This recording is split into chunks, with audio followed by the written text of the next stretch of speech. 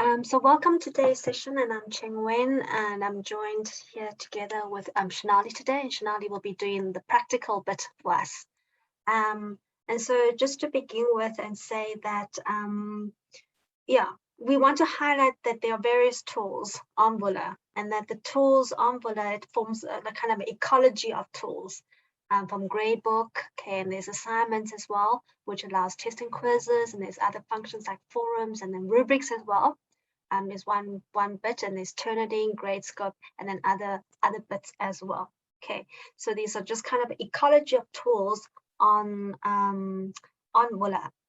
And so today we're looking kind of at the assignment tool, quite particularly, okay, the assignments tool. And it can be used for submission of assignments such as essays, reports, case studies, audio, video, and visuals.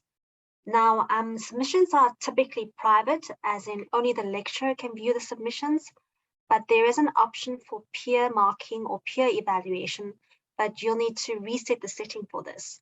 And another option is that you can set the setting for resubmission, which means that students can submit more than once. Okay. So these are just some forms that the assignments tool can accept.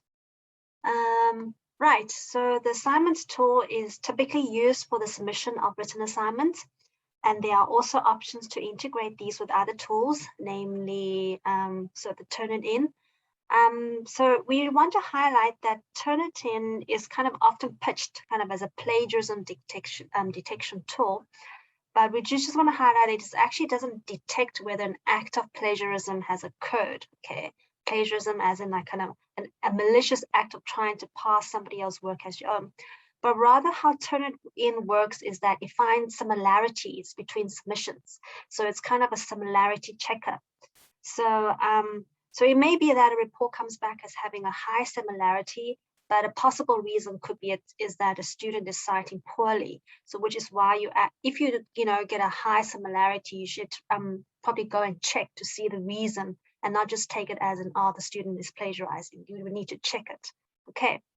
One of the things we want to say is that if you use a tool well, like, if you reset the setting on the Turnitin tool, this can actually help the students to be better writers because they can see where they're going wrong. And then if you set it within the resubmission setting. Okay, so assignment tool allows for Turnitin. It allows integration of other tools such as rubrics, gradebook, and the Turnitin grade suite.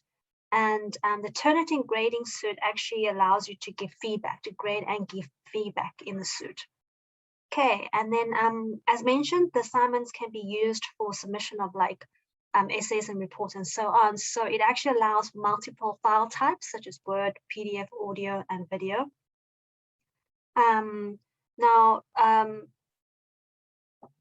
Also, we suggest, so actually within the assignment tool, it allows students to type in responses in the actual tool. But we recommend, we advise that students prepare the assignments elsewhere, so maybe like in a Word doc or Google Doc, because in case anything's lost when it's not saved. So we'd rather advise students to work elsewhere and then copy and paste it into the assignments tool. Okay. So in setting up the assignment tool, there are kind of two other tools that you can add to assignments. The one is Gradebook and the other one is rubrics. And rubrics is a nice tool to add because it kind of supports consistency in grading. And, you can save time by focusing our attention to particular areas. So we advise that you make the rubrics tool visible to students so that they're clear of the criteria to which kind of they're being graded on. And then we can also direct their attention to what we would like them to focus on. And then, so some things, some decisions in which you can make within the assignment tool include like including titles, assignment instructions, and then there's an option to click whether you want to include an honor page or not. And we recommend doing so. Okay, and it allows you to do attachment and other features like whether you want to kind of on the date in which availability to accept can be set, student submissions, and so on. Okay, So I'll end off here, and then Shanali is actually going to take us through how to use this tool. And as she shows us, she'll talk through some of these points as well. Okay, so Shanali, over to you. Thanks, Chengwen. Colleagues, I'm going to start actually in the order that I recommend. So I'm just going to share my screen. Apologies, I just need to move some things around here. We're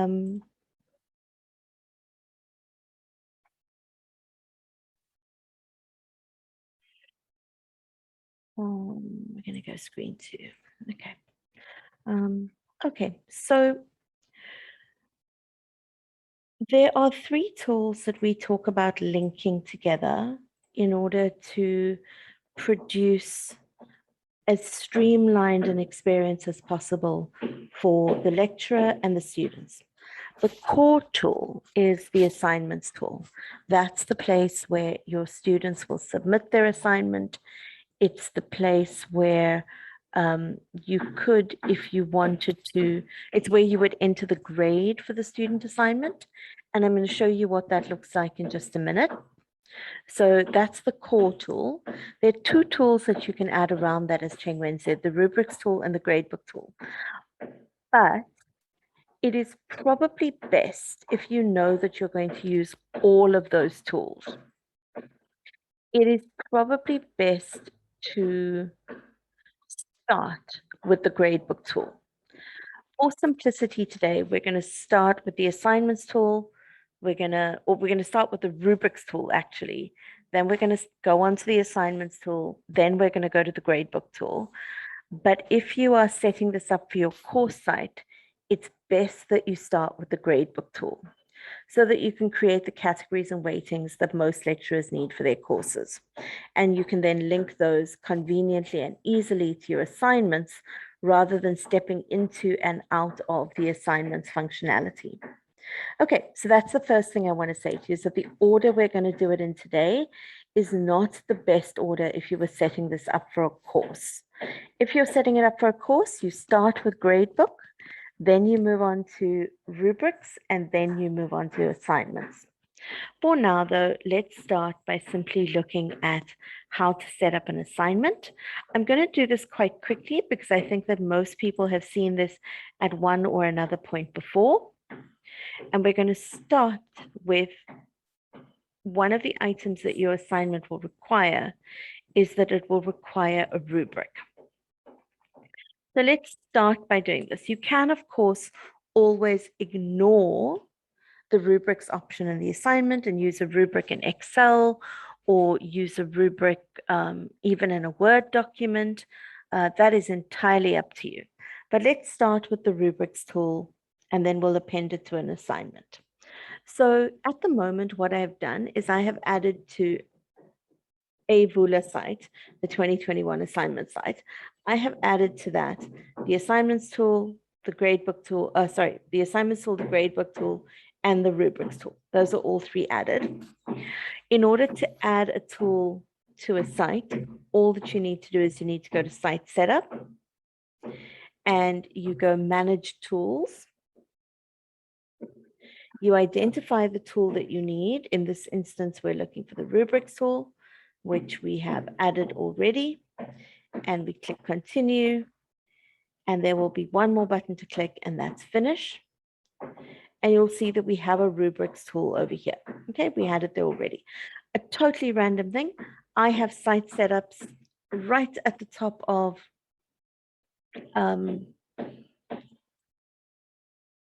I have site setup at the top of my set of site tools. It is probably the thing that I touch the most in my site, the tool that I touch the most. And so it definitely speeds up my building process in my site if I have it set up at the top. So I would recommend you do that. Your students, of course, won't see it. It's an invisible to students tool. I apologize for the banging in the background. My neighbor has decided to do construction work. And they've been quiet all morning. So we're looking at rubrics. So let's go look at the rubrics tool.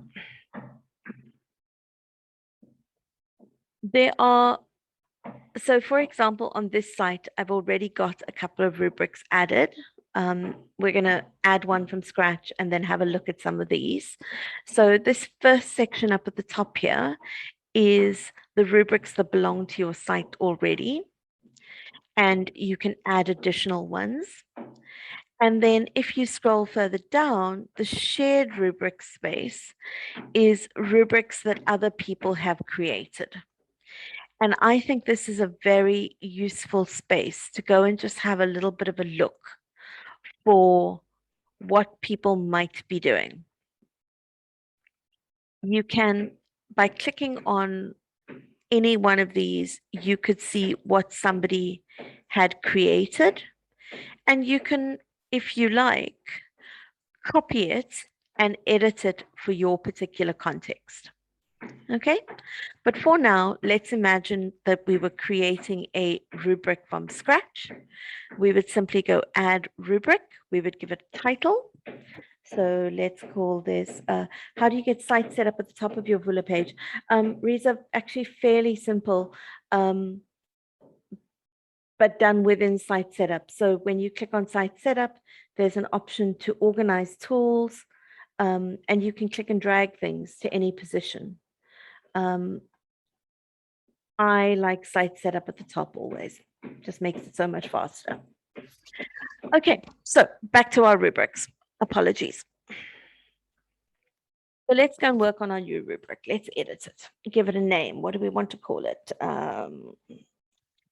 Not feeling very, very academic today, so we're going to call it baking a cake. Okay, and now what we need to do with this is we need to do some editing of it. So let's go and have a little edit.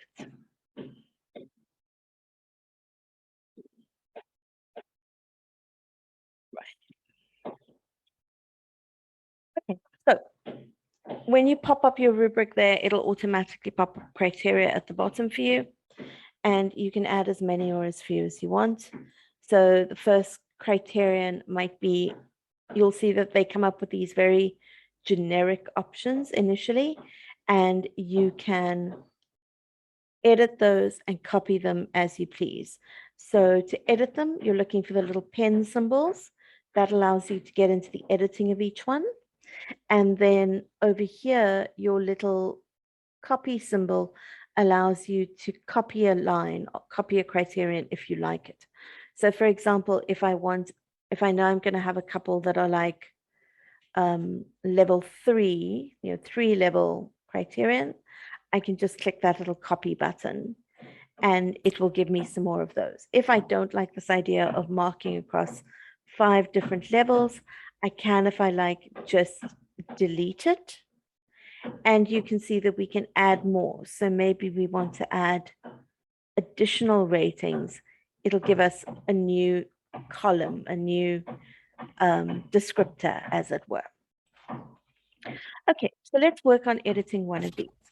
So I'm baking a cake, and maybe my first criterion is something like selection of ingredients.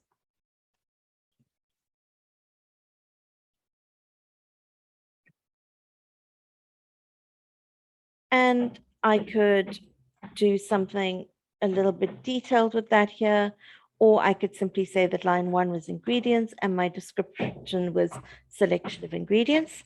And for inadequate, I would want to say this was, so this number up at the top here is your maximum number that can be accrued in that instance. So I would perhaps want my maximum number here to be 4. So you can get up to 4 points if you have an inadequate selection of ingredients. And I might give it a little bit of a description along the lines of like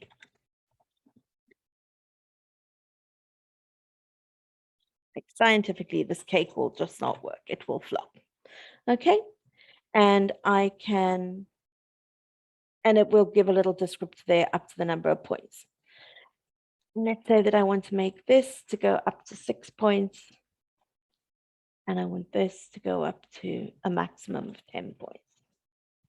Okay, And I could change each of these things. So I could give it something like appearance. We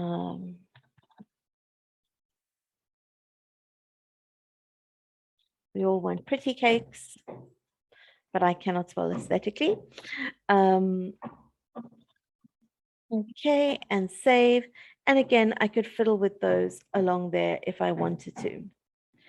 And then as I go, it saves automatically. So that's something that we don't need to worry about too much. And I could simply add criteria as I went for whatever I wanted to for that particular rubric. So I'm going to pause there for a second before we go on. You're going to see the rubric in a moment in a different context. But are there any questions about how to edit your rubric, how to create your rubric?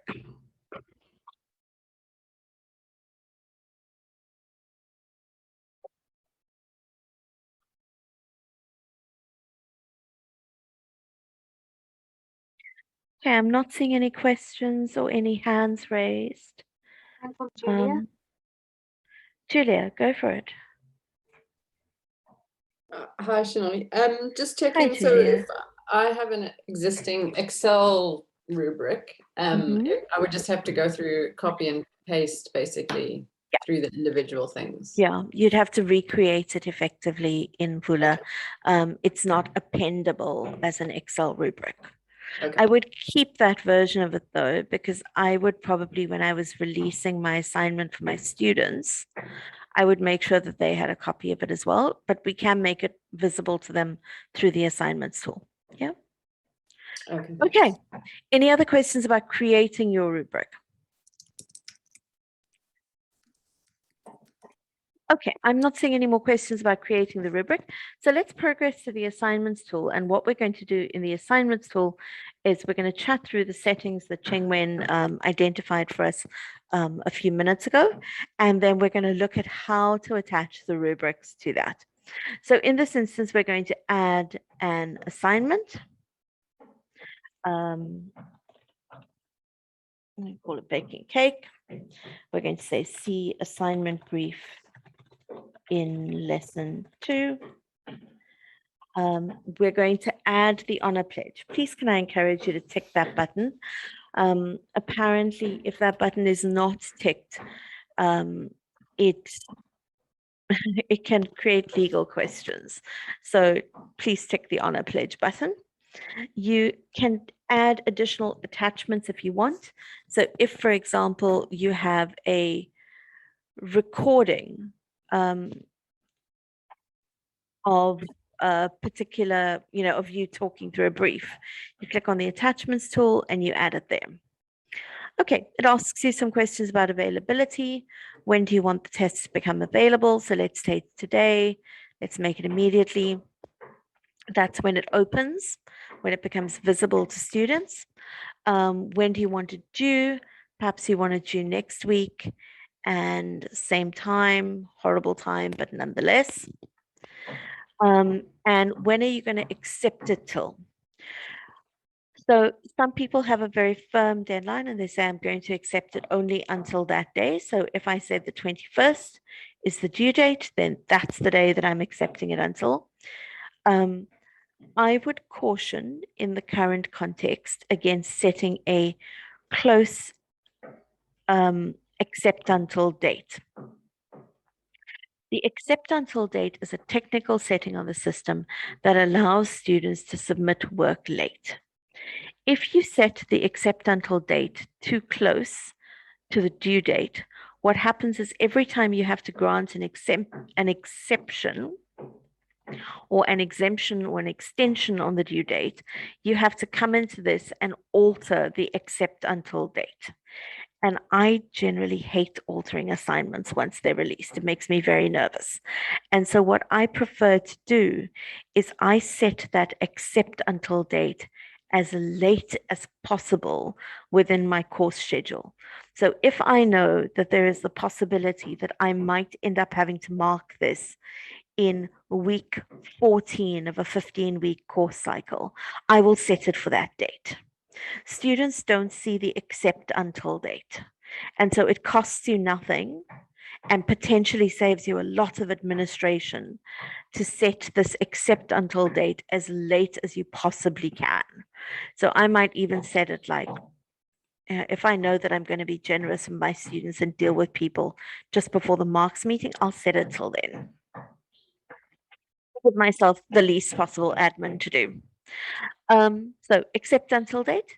You can, if you like, send your students a reminder email 24 hours before the date. I don't like sending these because in my course, my students submit a few fairly big tasks for grading. They submit other things not for grading. And I don't like to create the impression that they could do this successfully within 24 hours. So I don't set that. But if you're doing something like a weekly reading reaction or a weekly short task, this can be very useful. I don't hide the due date for my students. I don't see why one would. I don't add individual announcements every time I do something on the site.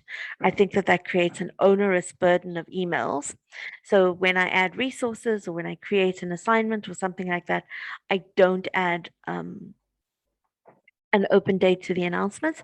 I send my students a weekly email reminding them of what they need to know, and a second email later in the week as a kind of follow up on that. Okay, you have an option to assign to.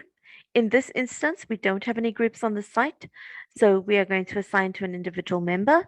If we had created groups, either using the ad hoc groups tool or using the section info tool, we would be able to link this to either individual members of selected groups or the group as a whole. And that can be very, very useful for group projects. Student submissions, it gives you a prompt to decide on what that's going to look like. I require my students to do attachments only. Inline is incredibly dangerous for students. They're tempted then to type into the assignment box in the tool their response, and that's very, very dangerous. So I prefer that my students simply submit an attachment. I'm not so fussy as to say that it's a single file. Sometimes they might submit multiple files. And then you have to decide, are you allowing resubmission? How many of them are you allowing? And up until what date are you allowing those resubmissions? So I would usually allow my students to resubmit at least once, and I would typically give them resubmission up until the due date, i.e. if somebody has submitted a couple of days before and they've gotten their Turnitin report, I do want them to be able to resubmit if they think they have a problem or if they think they can do better. Okay, that's the resubmission date. I don't do a notification email to students when grades are released. I tend to do that again via the announcements email so that they're not excessively swamped. Submission notification email options this is for staff. So this is for students, this first one, the release resubmission. And the second one is, do you want an email every time your students submit something? And you can simply say, not at all for each student submission, or one email a day for all students who submitted that day. I don't like lots of Vula emails in my mailbox, so I don't do the notification. I tick this first option. You have an option here to add a plagiarism, the Turnitin plagiarism service. So you can use Turnitin. I allow my students to look at their reports, keep the other settings standard. Generally, it's useful to generate the originality reports immediately. Don't wait for the due date. If you wait for the due date, there's no way for a student to reach out to you and say, I've clearly made an awful mistake. Can I fix it in some way? And then you can decide on some exclusion options. So I exclude the bibliographic materials because I think that generates an unnecessarily inflated similarity index. I also exclude quoted materials from the similarity index. Some people like to include that because they say that if their students are quoting a lot, they want to know. But I believe that visually, when I look at the assignment, I will be able to get a good idea of whether or not students are quoting excessively.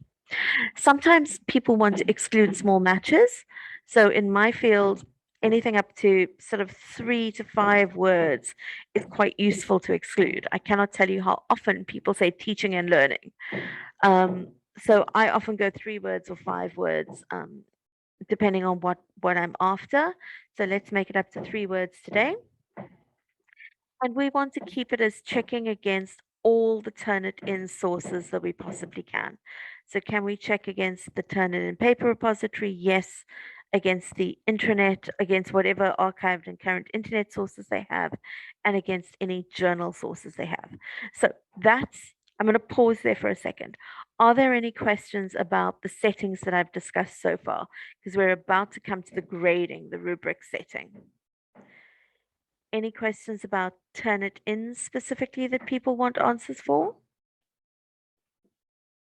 Please feel free to unmute. You're more than welcome to take the mic and unmute and ask a question verbally if you have one.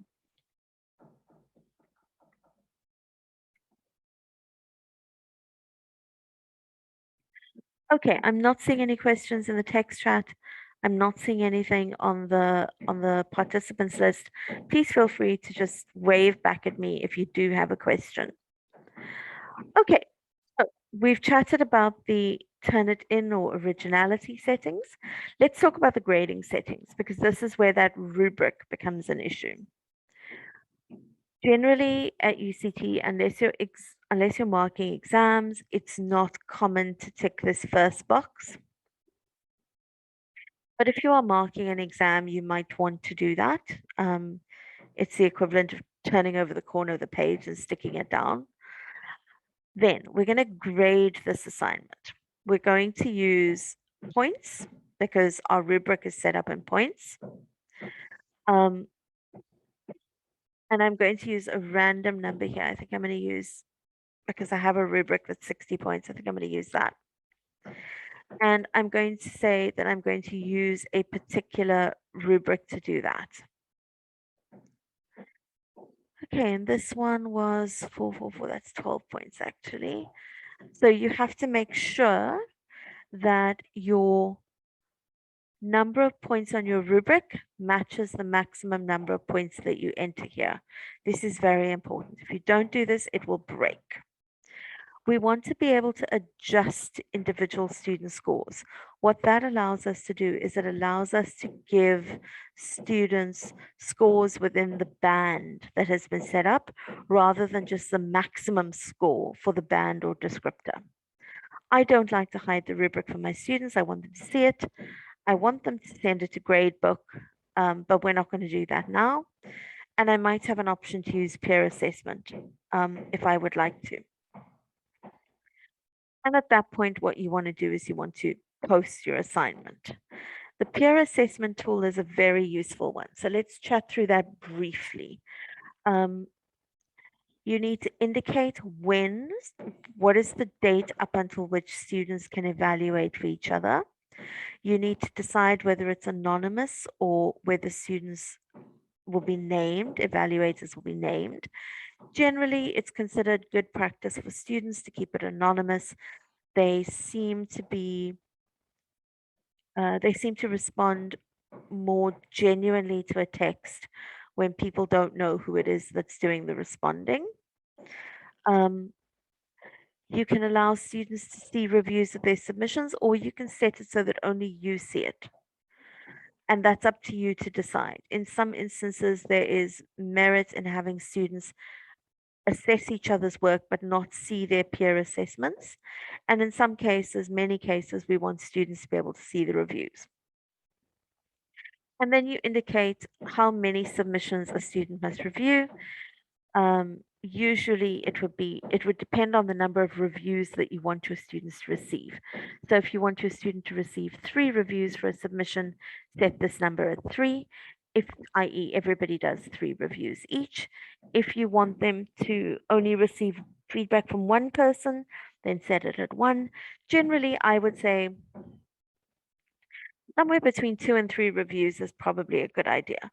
Less than that is problematic. One reviewer means you might just get a a really unhelpful review. And this is a place where you could put some instructions for your reviewers should you wish to do so. Okay, but we're not going to use peer assessment for this assignment, so let's turn that off and let's just post it.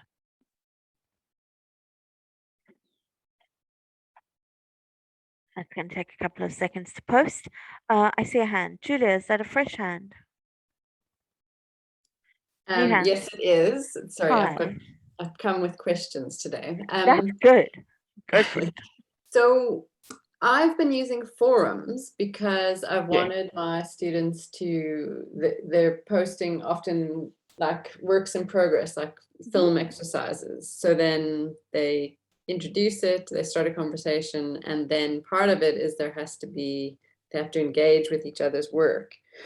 But now I'm wondering, is it actually better just to do it all in assignments rather and not through forums? So this is a good question, and I think it depends on whether or not you want your students to see their own development over time.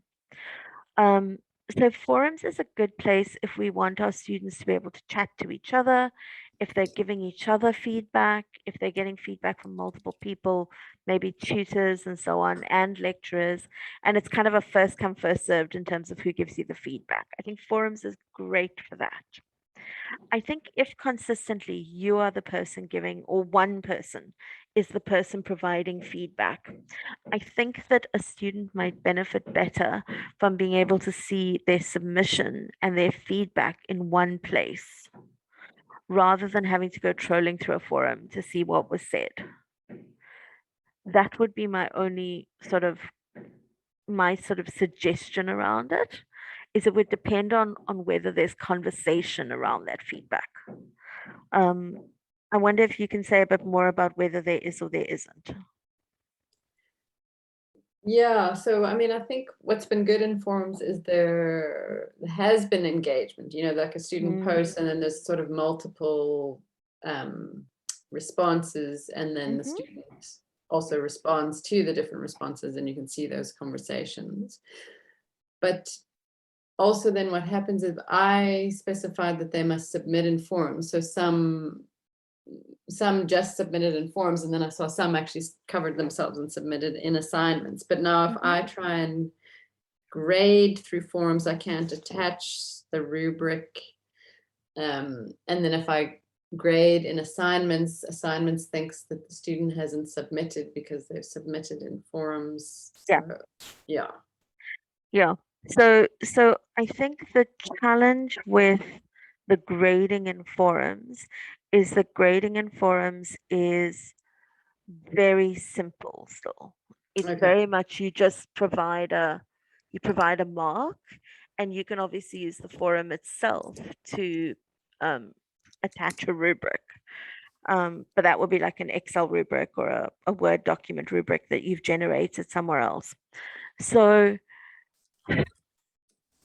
unfortunately, I think that the tools don't imagine necessarily all the ways that we might use them. So I would very much like, for example, in forums to be able to attach a rubric that I might use on their final piece, but unfortunately the tool hasn't quite caught up to that yet. Okay. So in my case, what I'm thinking aloud now is that maybe the best is to say they must submit in both places, in forums and assignments. Then they can have their conversation with their peers in forums, but the marking can actually be done in assignments. Are you using Gradebook? Yeah. Okay. If you're using Gradebook and if you want to like capture the marks within the assignments tool to transfer to Gradebook, then I would use the assignments tool. I would say though, so my concern would be students start to make a kind of mental hierarchical process of, okay, the place that counts as assignments, that's where I get my marks. So I'm going to post it there, and I'm going to just like, either I'm going to forget to post it in Gradebook, or I'm going to kind of in a perfunctory way just drop it in there. And depending on the size of your class, this becomes an issue or it doesn't. So if you've got a huge class, no, then classes are small. So okay, if classes are small, I would almost be tempted to continue in assignments because you've got that culture of we talk about our work here. Okay. And then to actually just to attach in the forums tool a rubric that I generated somewhere else. Because, and again, this depends entirely on the course and how the kind of course structure works. For me, if I can get my students to talk about their work, that's my like primary goal. And my first win. And I will take an administrative hit to accomplish that. So I would say think about potentially what is more important to you. I mean, you could always test one and see, were people good about doing it in both places? If people were good about doing it in both places, then that's absolutely fine. Okay. All right. Yeah. And that's a safe option. Thanks, Thank Julia. Ta, useful question. Okay, folks, any other questions about setting up the assignments tool? Linking the rubrics tool to it? Okay. So the last tool that we wanted to chat about a little bit today is the gradebook tool. And I just want to take us across there. So you add gradebook to your site in exactly the same way that you add any other Vula tool to your site, which is to say that you go to site setup and you add the gradebook tool using the manage tools feature. Okay. Once you have added it, you'll see that on this side, I've just added gradebook assignment and rubrics. Let's go and look at what you need to do in here. So as a starting point, there are 3 different kinds of ways to use gradebook. You can either use gradebook as a very simple spreadsheet, i.e., if an essay is worth 30%, you mark it out of 30, and it simply adds an essay out of 30 to your gradebook. Your TUT is worth 15%, so you add that TUT as 15. So TUT 1 is 15, TUT 2 is 25. You add those with those actual marks. So it works like a very, very simple spreadsheet. That's option 1. That's the first option of using gradebook. The second option of using gradebook, and I'm actually going to show you some of the Vula resources around it. So option 1 is this very simple points-based gradebook, where the points that something is the points that go into the gradebook. There's no weighting, there's no categorization, there's no choosing between items. So that's your very simple version of gradebook. And that's actually very easy to set up. Most people, however, do things in a slightly more complicated way. And so they might want to use gradebook for creating categories of events. So maybe you've got essay 1 and essay 2, and together you want them to count for 50% of the mark. Then you've got 5 tutorials, and together you want those to count for 25% of the mark. And then finally, you've got a capstone project, and you want that to count for 25% of the mark. Okay, and then you want categories, but maybe you want to be able to tell gradebook to take the top, to drop the lowest option in each of those categories. So you want to tell gradebook to drop the lowest tutorial mark, or you want to tell gradebook to, if you've got multiple essays, maybe you've got 3 essays, you want to say take the top 2. Generally, we don't drop the higher marks. We tend to drop the lowest ones. But then you want to set up your gradebook with categories. The final option is to set up your gradebook with both categories and weightings. And that allows you to make decisions about what to drop, what to keep, and how to weight certain categories. So to say that you want your essays to count a particular percentage. And that's the case that we're going to look at today, which is a little bit more complicated than a basic gradebook setup. So let's say, for example, that what you want to do is you have a scenario where you've got 3 tutorial projects, which count in total 24% of the grade. You've got 2 projects, which are about 26% of the grade. You've got a midterm and you've got a final. Your midterm is 20% of the grade and your final is 30, okay? So that's your kind of scenario that we're working with. They're funny numbers, but let's stay with them. So we're going to go to Gradebook and we're going to start by going to Settings. And in the Settings tab, we're going to start by going to this Categories and Weighting section. And at the moment, you'll see that there are no categories. You have an opportunity to do categories only, and you have an opportunity to do categories and weighting. Okay, so if you want to simply include or exclude options, you can go categories only. In this instance, though, we want to go categories and weightings. Okay, and now it pops up a little menu for us to play with. And this is where we start to add some of our categories. So our first option was, we said homework assignments or tutorial assignments. And we said that that was going to be 24% of the final grade. We're going to add a category, project, and that's going to be 26% of the final grade. We're going to add another category, which is our midterm. And that is going to be 20%. And we're going to add a third category, which is our final. And that's going to be 30%. Okay, what's critical is that your total here must add up to 100. Okay, so these are your broad categories of activity. I'm not very good at working with numbers like that, so I'm going to call this, I'm going to say that your tutorials are going to count for 20 and your projects are going to count for 30. Okay, just so that my brain will continue to work. So we're going to do that. Those are our categories. They add up to 100. Right, and what we're going to do then is we're going to save our changes. And now we're going to go back to the Grades tab. And at the moment, you'll see that there are no students, no gradebook items. We can add some students to this course later, but let's start by adding some gradebook items. So we'll add a gradebook item and we're going to give it a name. We're going to call this tutorial 1.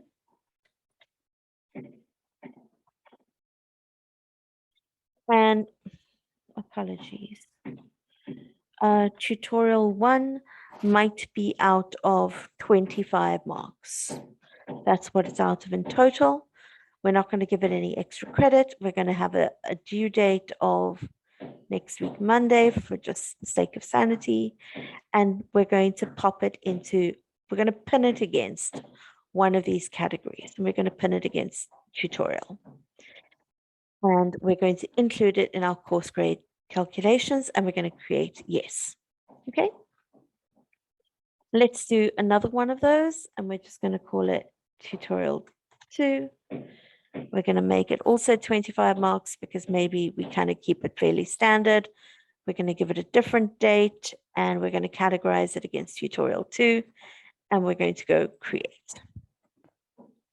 And you'll see we've got tutorial 1, tutorial 2, and the weighted average that's going to appear here. So once I'm done with putting these in, maybe I will have 6 tutorials in total. And so I will land up with 150 marks, but it only reduces down to 20%. Okay, and I would do that for other items as well. So perhaps for my projects, I would have project 1, marking out of 100. I'm going to give it a different due date, and I'm going to categorize it as a project's activity. I might do the same for project 2.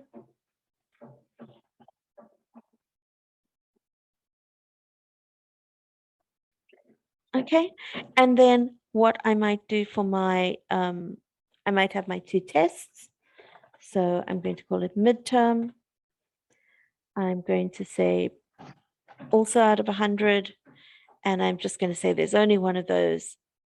So we're going to go there and create. So what's happening here, you will be able to see, is that it's creating the different items. And I'm just going to find my scroll bar that we have created there. What's critical is once I start adding grades to this, my students will be able to see at any point in time once I've released the grade. Once I've released the grade to, for example, the assignments tab, I will be able to see this very clearly. Okay, I'm going to pause there and say, are there any questions?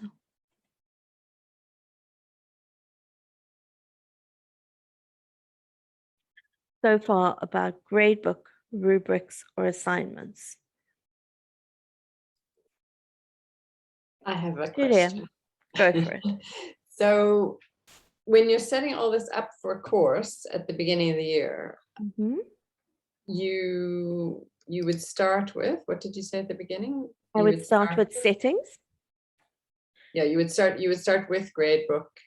So you'd have Yeah, all I would the start with gradebook set gradebook up first before you and then then I would set up my rubrics and then I Right. would set up my assignments. Okay, gotcha.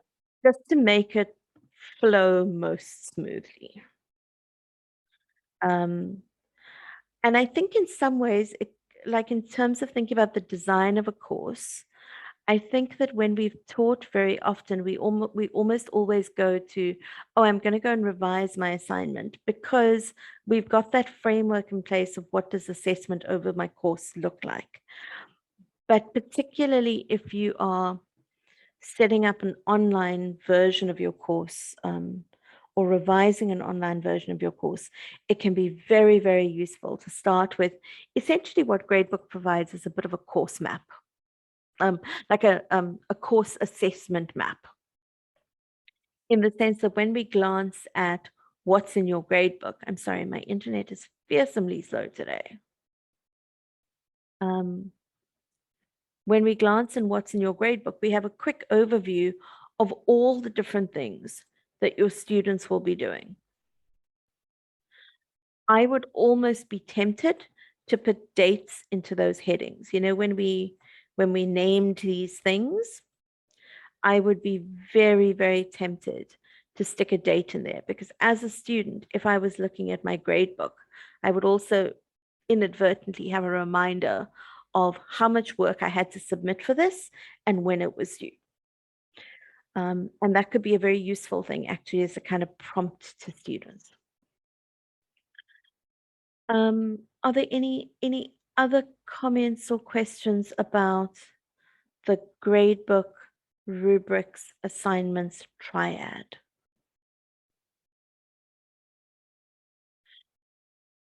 So to go back to, I can do this one.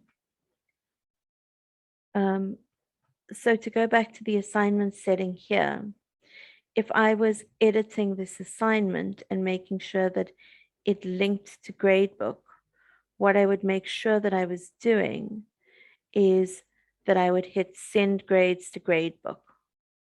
In this instance, because the gradebook was not set up in this site from the beginning, I would need to create a new gradebook item. And this is a different site, so it won't set up as smoothly. It will simply, when I go to gradebook in this site, it will have added it as an item on its own, which is not ideal for those of us who have complicated combinations of grades. Okay, because it's added in here with like the 12 marks that it's out of. And maybe I want to have baking a cake, making a tiramisu, and going for a run as 3 tutorials that we need to do. And I want each of those weighted in a particular way and calculated together as a mark out of 30. Okay, colleagues, I'm going to pause there. Any comments, any questions, any thoughts?